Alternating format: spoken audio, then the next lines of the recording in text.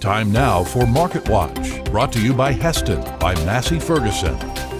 There are several can't-miss events during the Cattle Industry Convention and NCBA trade show, and one of the most popular is the CattleFax U.S. and Global Protein and Grain Outlook Seminar. And joining us now with a preview is Kevin Good from CattleFax. Kevin, this seminar is one of the most highly sought after and well-attended seminars throughout the entire convention. Tell us a little bit about it. Well, Kevin, it is. We get started next Wednesday morning, 7:30. We'll go for about an hour and a half. We'll cover a lot of sessions. We'll start with weather. Dr. Art Douglas, he's been our weather forecaster for over 40 years. He'll be with us in person. After that, we'll cover grains. We'll cover international trade, the economy. We'll talk supply, demand, finish up with an outlook for the remainder of 2021 and 2022, and then we'll go into more details as far as some issues that cover longer term, the next 3 to 5 years for the cattle industry. You mentioned weather. It's always an important topic, but particularly this year, given the drought we're experiencing. What impact do you see that having on cattle markets moving forward? Yeah, absolutely. It's unfortunate for our producers in the western half of the U.S. and the northern plains, but we are in the midst of a very severe drought in a lot of areas. And because of that, we are seeing some herd liquidation on the beef cow side in particular. So that is adding more supply on the front end, but it will take away supplies, we think, about the next 3 to 4 years. So we're in the midst of a cattle cycle that this will be the third year of liquidation, Kevin. So we're still chewing through some big numbers on the front end, but longer term, because of the drought this year, we'll see some tighter supplies. In addition to that, it is playing havoc in some of the corn yields forecast, in particular the northern and western corn belt. Yeah, and that is, as I understand, we're right on the bubble with this corn crop. We need to have every acre yield this year, don't we? We sure do. In fact, it's interesting if we looked at the way we started the growing season, and we gauged that by the 1st of April in the corn belt. We were deficit compared to a year ago, and really one of the driest years we've had in the last 30.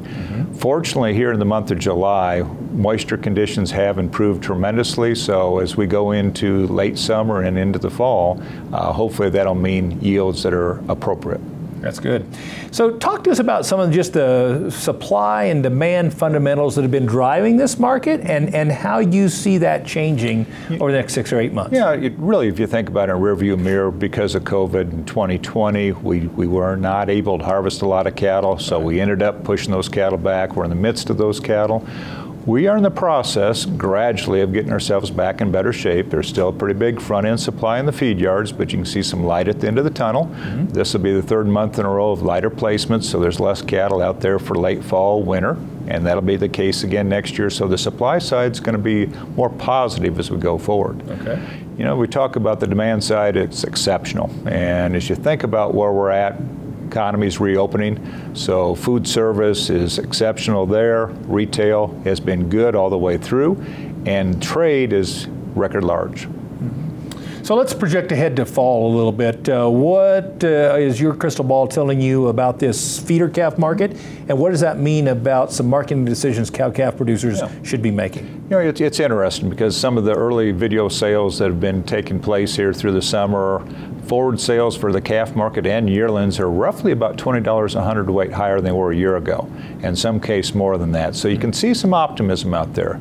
If you look at the futures market, either live cattle or the feeder cattle, they're the highest they've been since 2015. So they are anticipating something better coming down the road. And we would agree with that. We think as we go through the fall, we'll get along much better, especially in the calf market, compared to the last 2 years, which is desperately needed. You know, unfortunately, on the other side of that, drought conditions, that's going to be an overriding factor for a lot of folks in the West. Yeah. Indeed, that is welcome news for many folks that have been on the short end of this market for the last couple of years. So that's good news. Thanks for coming today, Kevin. Thanks. CattleFax provides producers with the tools they need to make profitable decisions. Now, if you're looking for beef industry research, information, and analysis, then visit the website cattlefax.com. Market Watch is brought to you by Heston by Massey Ferguson. Don't wish for great hay, demand Heston hay. Visit masseyferguson.us to learn more.